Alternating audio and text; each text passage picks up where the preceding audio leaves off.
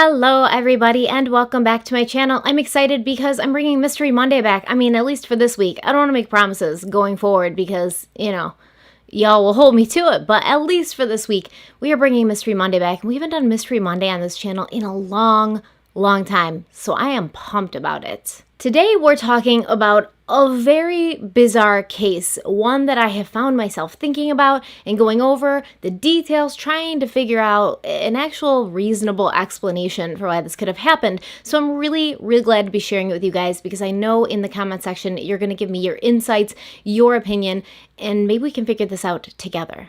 The case I'm talking about is called the Lost Boys of Pickering, and it is a case where 6 teenage boys essentially vanished into thin air in 1995, and there has been no sign of them since. Before we get started, I want to have a word from our sponsor, and our sponsor today is Audible. What better time to try Audible than right now when you're stuck at home, and I'm sure you've watched everything on Netflix. Most people are familiar with Audible. It's an audiobook service, and there's thousands of titles to choose from. But Audible is really so much more than that. Audible is essentially your audiobook library. Every book you buy stays in a library and you can access that book again at any time. Once you purchase it using your credit through Audible, that book's yours forever. And I love that. What I also love about Audible is they have a trial period for a book. So you can purchase a book using your credit and start listening to it and realize, this wasn't what I thought it was, or I'm really not enjoying this as much as I want to be enjoying it. And you can exchange it for another book with no issues, no questions, no cost to you. You can also choose your narration speed. So I always like my audiobooks to be a little bit faster than they're normally read because I'm typically on a time limit. I use these audiobooks sometimes for research and I need them to pick up the pace. So I up my narration speed. They have a sleep timer. I often play an audiobook at night while I'm going to sleep and I don't want it to play all night, so I'll set it for 30 minutes and the audiobook will just stop after that 30 minutes. You get 1 credit every month that you can use for any title in the Audible collection, regardless of price or length. You also get 2 Audible originals every month. There's guided wellness programs, and there's also access to news stories from the New York Times, Wall Street Journal, and Washington Post, amongst others. Now, you may think the Audible originals that you're getting, 2 of them every month, isn't a big selling point, but there are some amazing things in those Audible originals. There's this podcast on Audible right now, and you can't get it any place else besides the Audible originals, and it's called Blood Territory, and what it is it's this really creepy Australian set mystery, and it's true crime, so it's a real life thing, but it's so interesting, so compelling, you feel like you're listening to a mystery story the whole time. So if you're interested in trying Audible out, use the link in the description box. Using that link will give you 30 free days of Audible, and then after that, you'll get charged $14.95 a month.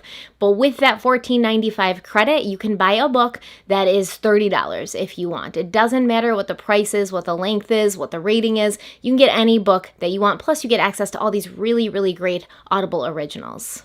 Thank you so much to Audible for sponsoring this video. Thank you to you guys for listening to the sponsor. As always, you know that this channel can get demonetized and we run into some issues with monetization, so sponsors really keep this channel going, as well as all of you out there. Let's get started on the video.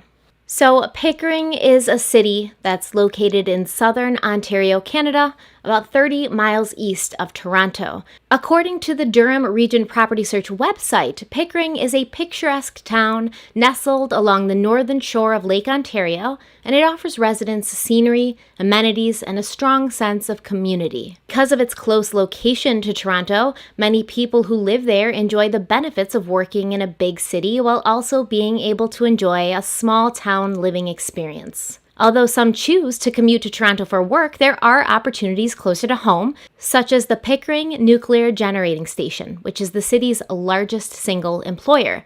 One of the best attributes of the town, besides being the birthplace of Shawn Mendes, is beautiful Frenchman's Bay, which offers many activities for its residents, along with breathtaking views of Lake Ontario. If you're a teenager in Pickering, Frenchman's Bay would be the place you'd meet up with your friends to hang out by the water, maybe grab some poutine from a food truck, maybe do some shopping at one of the many stores lining the Main Street area. Maybe you would even go there after the sun sets for some shenanigans. That is exactly what 6 teenage boys decided to do on March 17th, 1995. These 6 boys were 17-year-old Jay Boyle, Michael Cummins, Jamie LaFave, Robbie Rumbold, 16-year-old Danny Higgins, and 18-year-old Chad Smith. 5 of these boys attended a spring break basement party, and there's about 50 people there, 50 other people, and there was also a good amount of booze and weed.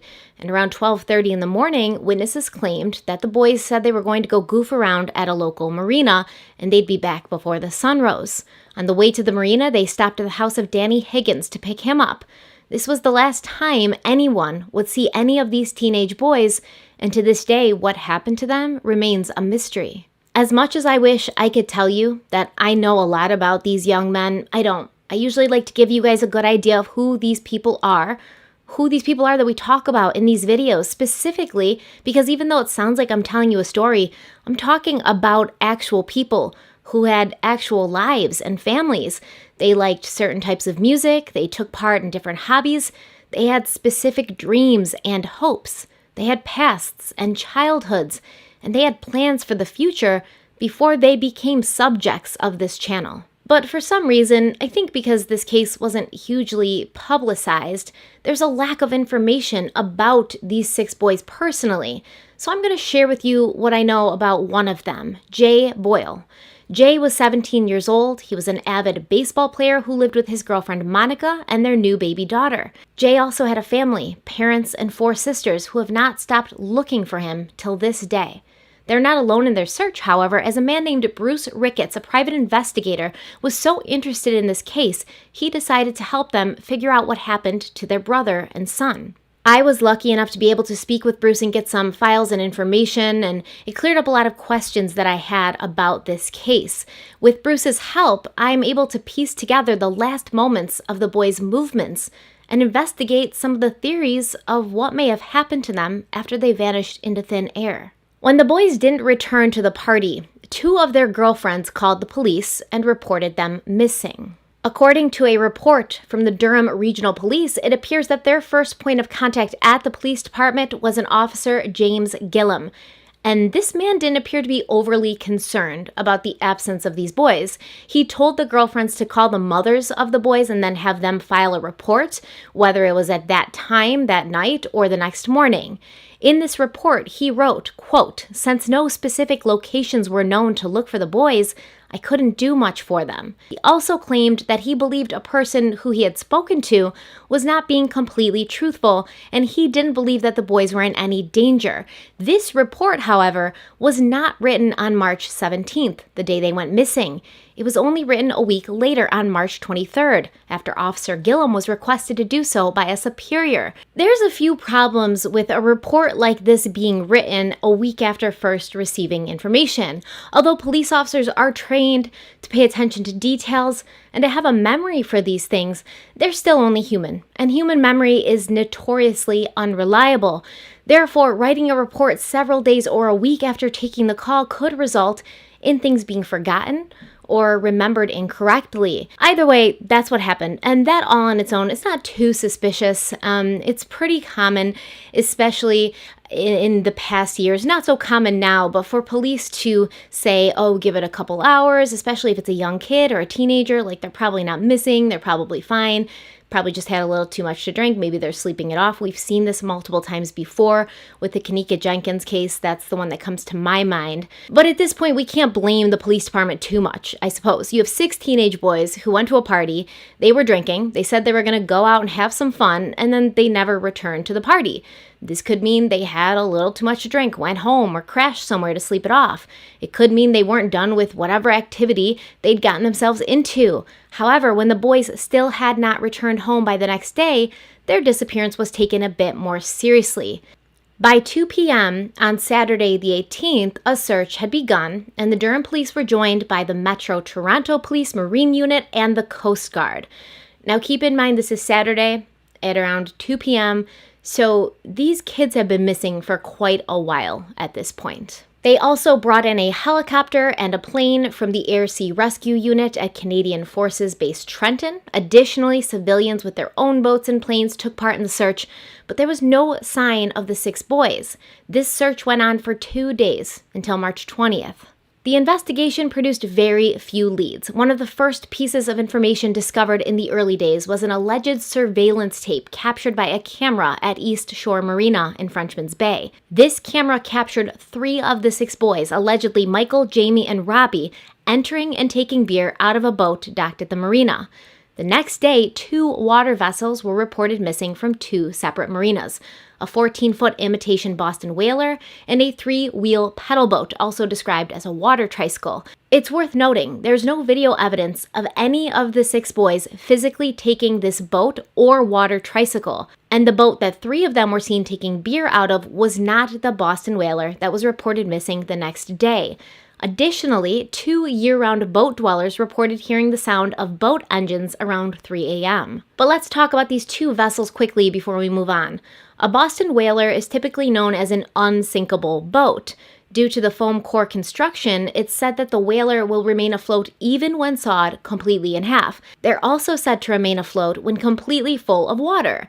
Now, it's true, the boat that was missing, believed to have been taken by these boys, was an imitation, not a genuine Boston whaler. However, since it was an imitation, it would have been built most likely to contain a foam core and mimic the real Boston whaler. And it would still be tougher to sink or capsize than an average boat that didn't include that foam core. Now, a water tricycle is basically exactly what it sounds like. It looks like a big water bike. It's a bike with 3 buoyant wheels that allow you to pedal through the water. I've never been on one myself, but I really, really want to now because they look awesome. But based on my absolutely non-expert opinion, I also think that this water vehicle would be incredibly hard to capsize or to have it sink because it's just a big water bike. It's very wide. At least I feel like it would be difficult to capsize on Lake Ontario. Maybe if you were in the ocean and you got hit with a massive 10-foot wave, you could definitely knock that thing over pretty quickly, but Lake Ontario is a different story. Additionally, even though it was the middle of March and it was very cold, there weren't huge winds or any storm or anything crazy like that going on with the weather. So according to what the police believed, the 6 teens took these 2 vessels and they traveled from Frenchman's Bay into Lake Ontario, but because they were drunk or they encountered some trouble, they capsized the boat and the water tricycle and went into the water. It was the middle of March. Like I said, Lake Ontario gets very, very cold. So within minutes, they would have succumbed to hypothermia and died. And at first glance, this does seem like the most obvious theory. However, there's many more factors to take into consideration before we make our decision on whether or not that feels plausible. First, there's no actual proof or evidence that the 6 boys took either of these water vehicles. The only thing that connects the Lost Boys of Pickering to the boat and the water tricycle is that they all happened to vanish on the same night. And although that may seem like a strong connection, it's still only circumstantial. It could easily have just been the owners of the boat or the tricycle or both wanting to collect insurance money and using the disappearance of the boys to do so. I'm not saying that's what happened, but I am saying that it's possible either one or both of those water vessels had nothing to do with the Lost Boys of Pickering. Additionally, as I said, the lake was fairly calm that evening, as calm as Lake Ontario gets. What would have caused 6 boys, who most likely had been on boats and water vehicles before in their lives, to suddenly all go into the water? Now, if you told me that a single guy, one guy, took his boat out onto the lake in the middle of the night and never came back, it would be easier to believe that something had happened to cause him to go into the water and drown. But 6 people, it's a lot harder to believe. They would have all had to have gone into the water around the same time in order for this to have taken place, and yet they were believed to have been separated on different water vessels. So how does something like this even happen? What's even more mysterious is nothing was ever found.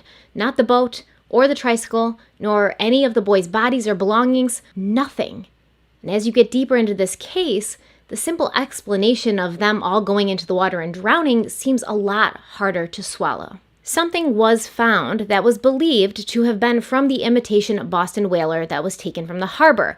On March 29th, an orange gas can was found floating upside down at the shore across the lake at Wilson, New York. The writing on the tank was in both English and French, so the American officials contacted the Durham Regional Police and they had the tank sent there. Now, apparently this tank had some sort of indentation in it that matched the one that had been on the boat that went missing. So they said, okay, this gas tank belongs to the boat that went missing with the boys. But what's strange about this is that Wilson, New York is directly across the lake from Pickering, almost a straight shot.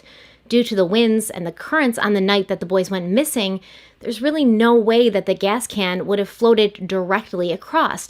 It would have been pulled further east, having it wash up closer to Rochester, New York, which is where I live. A worker at the marina who had been in the missing boat said that the gas tank would have been attached to the boat by the gas line, and it would have had to have been disconnected somehow, either by a person or by the boat encountering some kind of trouble. Additionally, the boat only had enough gas to get these boys about 25 miles from where they started, and the gas can ended up 123 miles away, directly across the lake.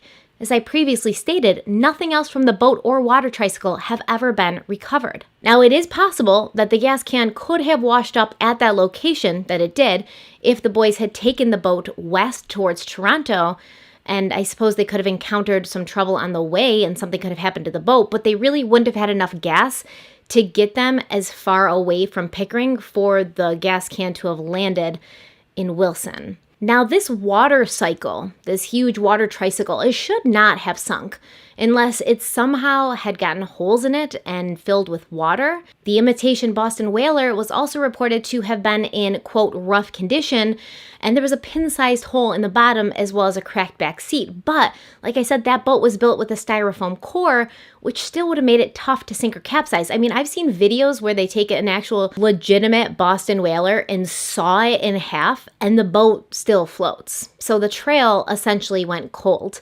And although the case was left open, it wasn't really being investigated anymore.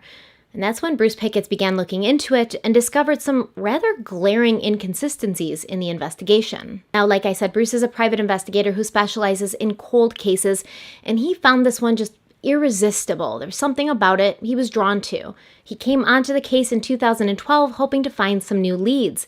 Using his excellent investigative skills, we can now launch into the theories portion and try to figure out what might have happened to these boys. Okay, theory one. And this is pretty much what the police say happened. Something happened out on that dark lake. The water vessels they were on capsized, or they all went overboard and drowned. Once again, although this is the easiest theory to believe, it's very hard to swallow. What would have happened to cause them all to go into the water at or around the same time, especially if they were on two separate vessels? Even if one of them had accidentally fallen in, it's hard to believe the other 5 would have all jumped in after him. Bruce believes that they could have all been on the boat, and that one boy fell in and the other 5 moved towards him to catch him, which threw the boat off balance and caused them all to fall in the water. But if this happened, even with the water being cold, wouldn't they have been able to quickly grab back onto the boat and climb in? They could have been severely under the influence of alcohol, which may have lowered their reaction time, but I feel that a shocking dose of Cold Lake, Ontario would have surely sobered them up enough to realize they needed to get back onto that boat quickly. And if this is what happened, where did the boat and water cycle go? Let's say these boys took out 2 separate vessels, 3 of them in the boat, 3 of them on that water tricycle, and then they met somewhere and then they all climbed onto the boat. If they'd fallen overboard, then the boat and the water tricycle would still be floating around somewhere, right? And they would wash up or be found. The situation we have here, assuming that they all 6 went out together but on 2 separate vessels, something would have had to have happened to the boat and the water tricycle to cause them both to sink, as well as 6 people to fall into the water and drowned. What happened? I mean, we're not talking about the middle of the Atlantic Ocean here. This is Lake Ontario. It can get rough, it's very cold, but I'm not sure what could have happened to the boat and the water tricycle at the same time and to all 6 boys at the same time. Let me know what you think. Now, Lake Ontario is the smallest of the 5 Great Lakes, positioned at the base of Niagara Falls and bordered by Ontario, Canada to the north and New York to the south.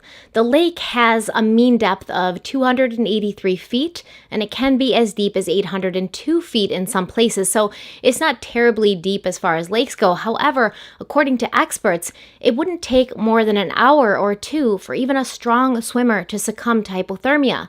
In a recent study, 10 young, strong, and experienced swimmers were asked to swim in water that was as cold as Lake Ontario. For most of them, the maximum amount of time they were able to continue swimming was just 1 or 2 minutes, and many of them had to be pulled out from the water after reporting they'd lost their sense of direction. Some of them said they couldn't even lift or move their arms and legs anymore. They claimed they had trouble even keeping their heads above water. Not only were their physical abilities altered, but their mental ones too. According to Barb Byers of the Life Saving Society, someone who falls overboard may be so shocked by the cold temperatures of the water, they would open their mouth like you do when you're shocked, like, and swallow water. Reports from the boat and the water tricycle that were taken showed that no life jackets were aboard either vessel. However, according to Dr. Christopher Milroy of the University of Ottawa, once a body drowns, it will sink and then rise again a few days later as decomposition occurs. Now, this may be delayed if the body gets snagged on something in the lake, such as branches or rocks, but the body should resurface. And this is kind of my problem with the case. 6 boys go in the water, and not one of them ever comes back up. Not their baseball caps they were wearing, no clothes, no shoes, nothing. Even if 6 people could fall off a boat and drowned, and all their bodies got caught on rocks or branches or something to keep them from resurfacing, wouldn't a shoe have come off or a hat or something? Wouldn't something have floated to the surface by now? Now, on April 10th, 1998, 3 years later, 2 sets of human remains were recovered from the Niagara River near the intake channel for Sir Adam Beck Hydro Generating Station in Niagara Falls. One set of remains was just bones, but the second set is what we're interested in the purposes of this case, because some of the clothes were still intact. The report from law enforcement officials who were first on scene described the clothing as red Levi Strauss denim jeans with a size 32 waist and a 31 inseam, a dark brown belt, white athletic socks with a red, white, and blue stripe, and a black wallet that was empty. Now, according to Jay Boyle's mother, Patricia, before her son went missing, she purchased him 2 pair of Levi's jeans. One pair was green and the other was red. On the day he went missing, Jay was wearing this pair of jeans. He's pictured here wearing this pair of jeans, so we know for a fact, we have evidence that he owns a pair of red Levi jeans. And when his sister was shown a picture of the belt, she said it looked like Jay's belt. At first, these 2 cases were not connected, but eventually the discovery of these remains did come to the attention of Jay's family and Bruce Ricketts, and they requested that the Durham police investigate to see if these remains could possibly be the missing boy. Detective Sheridan of the Durham Regional Police refused to pursue the lead, claiming that the cost would be too high, and he didn't believe that a body which started in Lake Ontario could end up in the Niagara River. The only problem is the police had no idea where Jay and his friends went into the water, if they even did at all. There is no proof or evidence that those 6 boys drowned in the lake that night. So Jay's family offered to pay for the DNA testing, and Ricketts sent a request for information to the Niagara police on December 16th of 2013. Now, according to Ricketts, he has never had such trouble obtaining information from a police department as he did at this point with the Niagara police. Truthfully, it's not as easy in Canada as it is in the US to gain police files through the Freedom of Information Act, but it's still pretty much unheard of to have to jump through as many hoops as Ricketts was asked to jump through in order to get these remains so they could be tested. Now, I'll read Ricketts' exact words when talking about this. He said, quote, "The case numbers used were OPP case numbers, as those were the only identifiers available to this investigator at that time." OPP stands for Ontario Provincial Police. The description of the case specified date and location of the unidentified remains. The response to this ATI contained the following statement: "This request is an OPP matter and was refused. This investigator contacted the OPP Missing Persons Unit and was told that the OPP case number was merely an identifier for their database and that the case was indeed owned by NRP. NRP stands for the Niagara Regional Police. The contact also provided the NRP case number, which was used to refile the ATI request on 13 January 2014. This second request was also refused because, as was stated by a FOI officer at NRP in a telephone conversation on January 29, 2014, the request was not accompanied by notarized ID. There is no requirement in the Municipal Freedom of Information and Protection of Privacy Act of the Province of Ontario to provide notarized ID when requesting ATI files. It is the opinion of this investigator that NRP's two refusals are a form of obstructionism. Okay, so basically he asked for the information and they said, this isn't our case. He got the NRP case number from the OPP and requested it again, but he was denied again because it didn't include two forms of photo ID that were notarized, even though this isn't a requirement. When he finally did get the records, they were heavily redacted. Names, places, dates, even full paragraphs of testimony were blacked out. It seems strange that a missing persons case would require so much caution and security. I just want to clarify really quick because there's a lot of acronyms that are being used. The case happened, the 6 boys went missing in the Durham region. So they went missing in Pickering. But the remains that were not connected to these 6 boys at first, they were found in the Niagara region. So there's 2 different jurisdictions here. But any information that Ricketts got from the Durham police or the Niagara police was very redacted and very secretive, and he basically had to pull teeth to get it. But finally, they were able to get the red pants and the remains over to the Toronto coroner for testing, and Ricketts and the family were called in for a meeting, which he described as bizarre.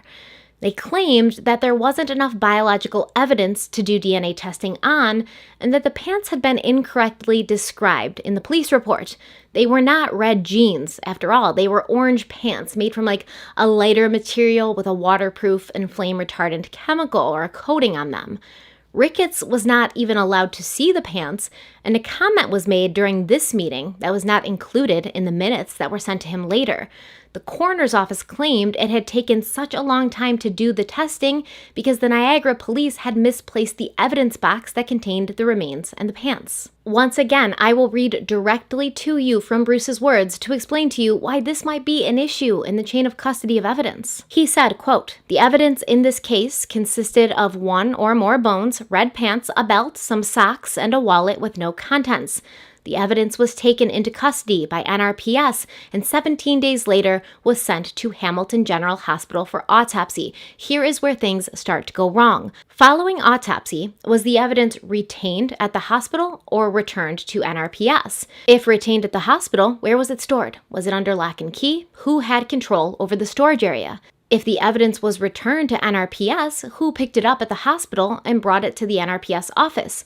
Where did NRPS store it? Was it under lock and key? Did it remain in one place between the period 1998 and 2014 when it was shipped to the Ontario coroner? So basically, what Bruce is saying here is, where was this evidence between the time when it was found in 1998 and 2014 when we were finally able to get it to the coroner for DNA testing? Where was it? Who had it? Who had access to it? According to the Niagara police, it had been sent to the hospital to have an autopsy done, but there's no paper trail after that to say what happened to it after the autopsy was done. Now, Jay's sister, Amanda Boyle, was told that the evidence had been misplaced during some renovations at the NRPS, the Niagara police, and this was why DNA testing had been delayed, because they couldn't find the evidence that they needed to test.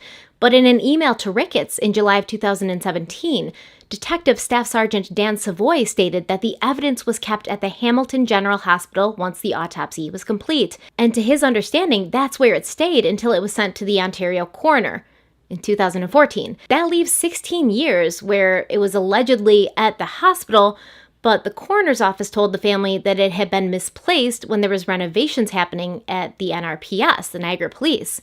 There's no paperwork to show where it was, where it traveled, who had access to it. I guess the point of all of this is, how do we know the same pants which were recovered in 1998 are the ones that were tested in 2014? According to the initial report, the person who described the pants when the remains were found said that they were red denim Levi's. But the pants the coroner got were an orange, lighter fabric, not jeans at all. This investigator, whose name and badge number has been redacted in the files, would have had to have handled this material in order to get the waist and inseam measurements, so how would he or she have mistaken orange lightweight pants for red denim Levi's? Even going so far as to use the words Levi Strauss to describe them as if he saw this on a label. This leaves us with only a couple of options. The evidence was either incorrectly described in 1998 or lost between 1998 and 2014 and replaced with other pants when sent to the coroner. Eventually, the family was able to put enough pressure on the coroner to do the DNA testing on the unidentified remains, using Jay's umbilical cord from when he was born as a point of reference for DNA. But then the lab told Jay's mother that the results were negative. This was not her son. But this is confusing, right? Because at first they said they didn't have enough biological material to even test. And then they did test it and said that the remains weren't Jay. It's all very questionable. And it seems due to the extremely redacted reports, there may be something to hide here. Allegedly. Not saying there is. Not saying anybody did anything wrong. Just allegedly, someone might have something to hide in a situation such as this. Additionally, that surveillance video, which showed 3 of the 6 boys at the marina that night taking beer from the boat, it appears to have vanished. Now, it does seem like it existed at one time. The families did see it initially. They had to, so they'd be able to identify 3 of the boys that were at the marina. But when an FOIA request is done for it now, 0 results come up. The video appears to have never existed. At least there's no record of it existing. So FOIA is Freedom of Information Act, and this is a tool that investigators can use when they're looking into a case. They can request files, whatever the police departments have on a certain case. But when Bruce Ricketts asked to see this tape or to, get a copy of it so he could watch it, they came back with 0 results, like it never existed. So assuming it did exist at one point, because people did see it, the families saw it, since that happened, the tape just went missing, either lost or purposely lost. Finally, I want to talk about a company called Ocean Scan Systems in Belleville, Ontario. This is a company that uses side scan technology to look for shipwrecks, and they were contracted by the Durham Police Department to do a scan of Lake Ontario near Pickering. But just before it was planned to happen, the Durham PD changed their minds and canceled the contract. Why? Something interesting to note as well is that while the Royal Canadian Air Force had planes and helicopters in the air, when they were searching for the boys initially, one of the planes noticed a boat in the lake just under the surface, not visible from land, but able to be seen from the air. This sighting was never followed up on by the police department, as far as Ricketts can tell from the reports. And when he contacted the Royal Canadian Air Force to see if he could get their logs, they said, they no longer had them. It was a long time ago. Now, if the boys had been on a boat together and for some reason the boat sank completely, by the time they had planes and helicopters looking for the 6 boys, that boat would not have been completely sunk to the bottom of the lake yet. It still would have been just under the surface, probably sinking slowly, and it would have been visible from a plane. So why, if the Royal Canadian Air Force's planes saw this boat under the surface and gave the Durham PD the location, allegedly, why was it never followed up on, especially if the police claim that they believe these boys drowned and went down with the boat? Another theory has to do with a potential drug connection. In 1995, the Pickering area had an issue with drugs. People would use the lake to transport these drugs back and forth between Canada and the United States. From what I can tell in my research, it seems to still be happening in that area. I'm sure it is. But in 1999, a disciplinary hearing was held for a man named Martin Lewis Hungerford. And this man, Martin Hungerford, was a teacher and guidance counselor at the Dr. Robert Thornton Public School in Whitby. Now, it is seen that Hungerford was pretty involved in the drug culture in the Durham region. He even had a nickname, like a street nickname. They called him the Teacher. Although he had a criminal record dating back to 1980, which included possession of narcotics in 1995, the same year that these 6 boys went missing, this man did not lose his license until 1997, when it appears they found him in a room that he rented from a boarding house with a lot of cash and a lot of coke under the bed. Now, he claimed that he didn't know where the drugs came from. Of course, I mean, what do you expect him to say? Yeah, that's all my coke. But I used to do the same thing back in the day in high school. You know, I'd have like a pack of cigarettes in my bag, and then my mom would be like, whose cigarettes are those? And I'd blame like my friend. I'd be like, those are Lindsay's, and she wants me to hold them for her so her parents don't find them. Deny, deny, deny. That's the way you do it. But he was sentenced to 7 years in prison.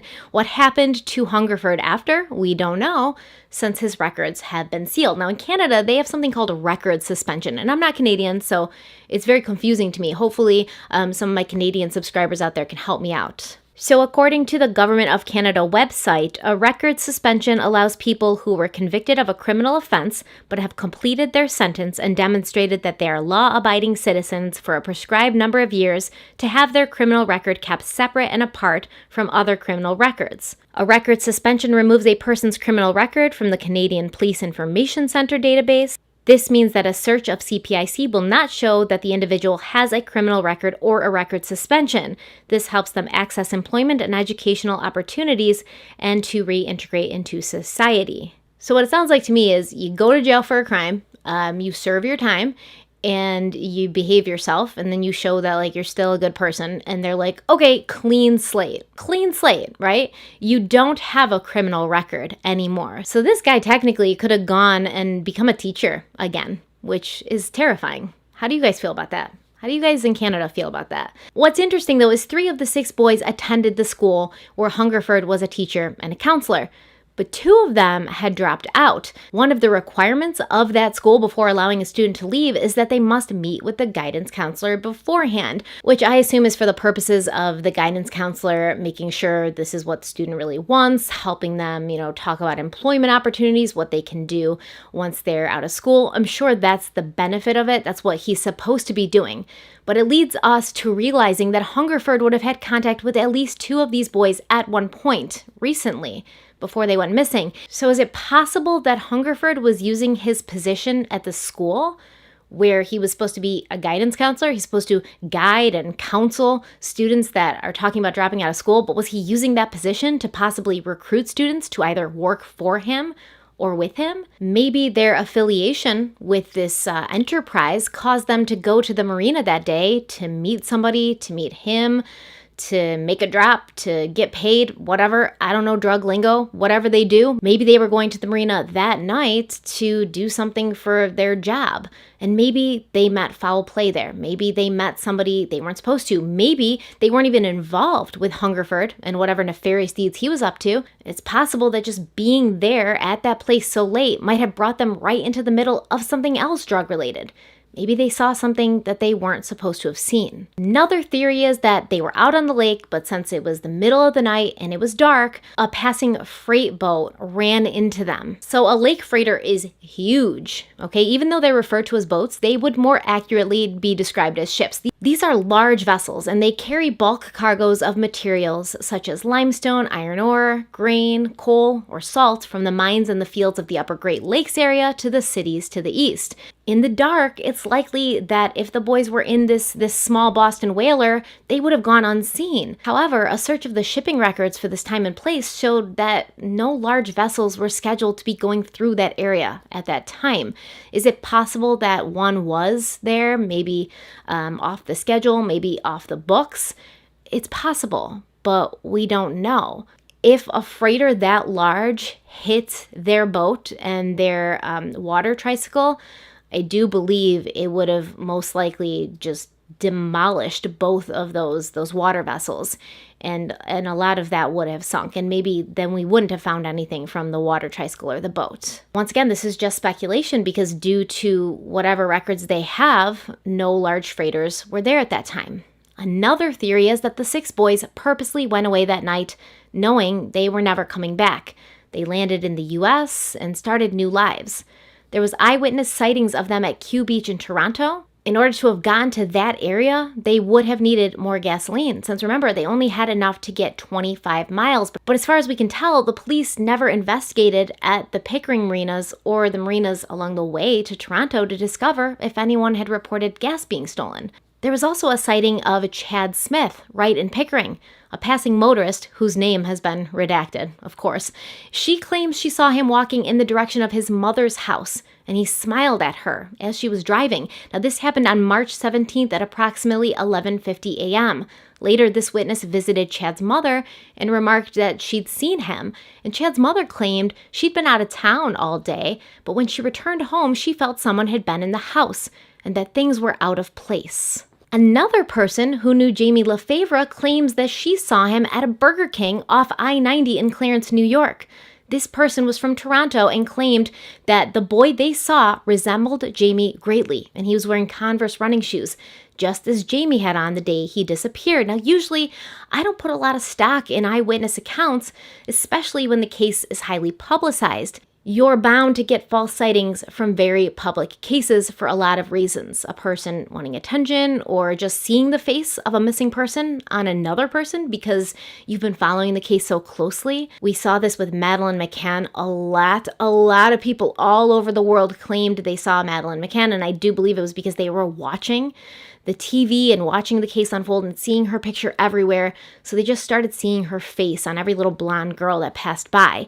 However, this case really didn't get a lot of publicity, so the eyewitness sightings do make me wonder.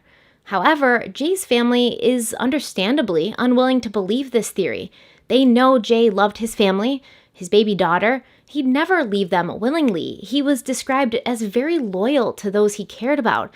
His mother, Patricia, said that Jay was funny, outgoing, but more importantly, he loved his family and he'd stick up for his friends. His sister, Siobhan, was just 12 years old when he disappeared, and she doesn't believe her brother would abandon them or his daughter, who's now a young woman in her 20s. Jay's girlfriend made sure that their daughter always had pictures of Jay in her room and knew who her father was. And every year, they go to the beach on his birthday to remember him, to talk about him, to keep him alive in their memories. Another sister of Jay's, Amanda, was 15 in 1995, and she remembered that her brother had friends in Toronto, and he'd sometimes go there, but he always let them know. He always kept in touch. Jay's family also wants to know why the video at the marina only showed 3 boys, not all 6. If they were supposedly all together, why weren't they all there on that video? I suppose the other 3 could have been at another marina stealing the water tricycle, but then where did they meet up after? How did they arrange that? There's a lot of unanswered questions, and there's also a lot that just doesn't add up. Now, Sergeant Stephen Henkel, who was the former head of the Toronto Police dive team and who lectures on underwater forensics, thinks that if the bodies of the 6 boys had sank deep enough, and it was cold enough, the bodies would never be able to build the gases necessary for decomposition, the gases that would inevitably bring them to the surface. Even in the warmer months between April and July, the deeper water offshore would remain freezing. He believes that if they did go in the water and sank, they're most likely at the bottom of the lake, still well preserved, but there's just too much area to cover to search for them. And without knowing where they went down, it would truly be a needle in a haystack situation. So was this an accident, or did the boys meet with foul play? Are they forever lost to Lake Ontario, or are they living normal lives somewhere in Canada or the US? Michael Cummins' mother remembered the night her son left for the party, he said goodbye to her in a way he never had before. He took off his gold chain, which had 4 small charms on it, a small horn, his initials, an eagle, and the words, "I love you." He handed this necklace to his mother and said that she should wear it. She said, quote, "After all that's happened, I thought it was planned, because why would he take off his charms and tell me to keep them and wear them?" I can't even imagine how his mother felt when he disappeared and she remembered her last interaction with him, but sometimes in the aftermath of a tragedy, we can look back and interpret things in ways we might not have had the day and night gone normally. Maybe Michael wanted her to keep them safe as he knew he'd be drinking that night and he didn't want to risk losing or breaking his chain or having it stolen. Either way, these families have no closure. The case is still considered open, even though the police say that they believe the boys encountered some trouble out on the lake and that their boat sank and they drowned. Jay's daughter grew into a child who took her first steps, learned to talk and walk, without her father there. She went to her first day of kindergarten without her father there to proudly look on and take pictures. She went to high school dances without her father there to threaten her date with bodily harm. She graduated from high school without her father there to wipe away his tears before anyone saw them. 6 teenage boys vanished without a trace, and they left people behind who haven't forgotten them for 25 years, who haven't stopped missing them. A tragedy like this doesn't just affect those who are missing, but everyone in their orbit, everyone they cared about who cared about them.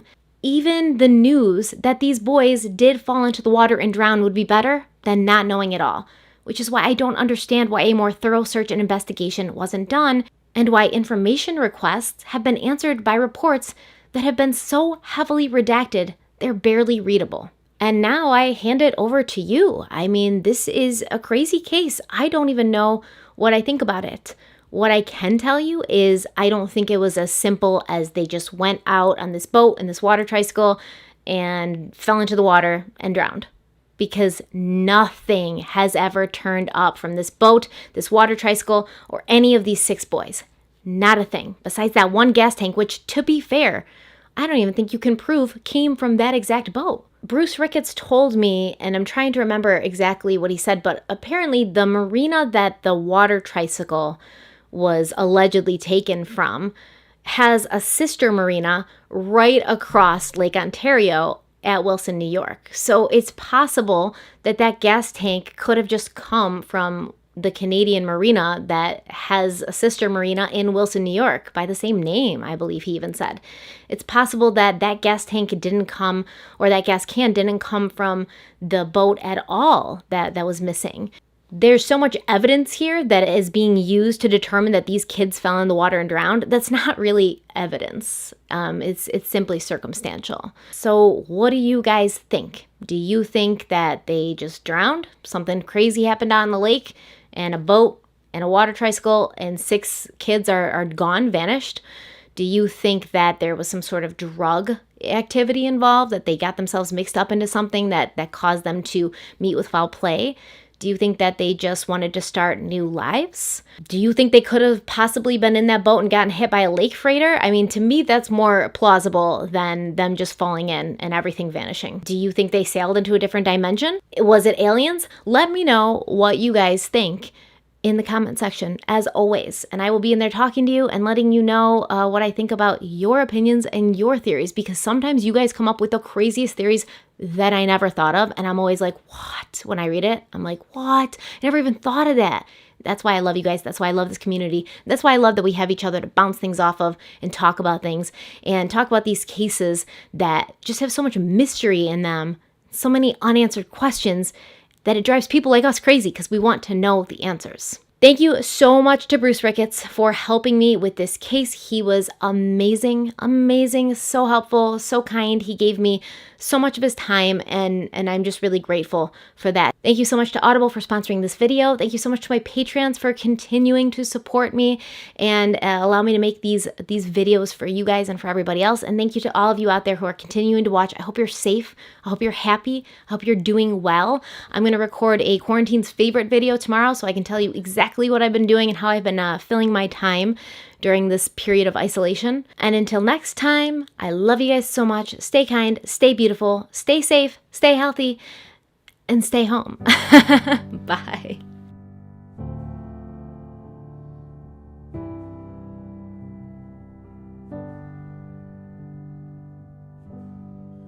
Through the tears, the light is faded, as heavy hearts consume all you are. Memories, they spin in circles, and every breath reveals one more scar.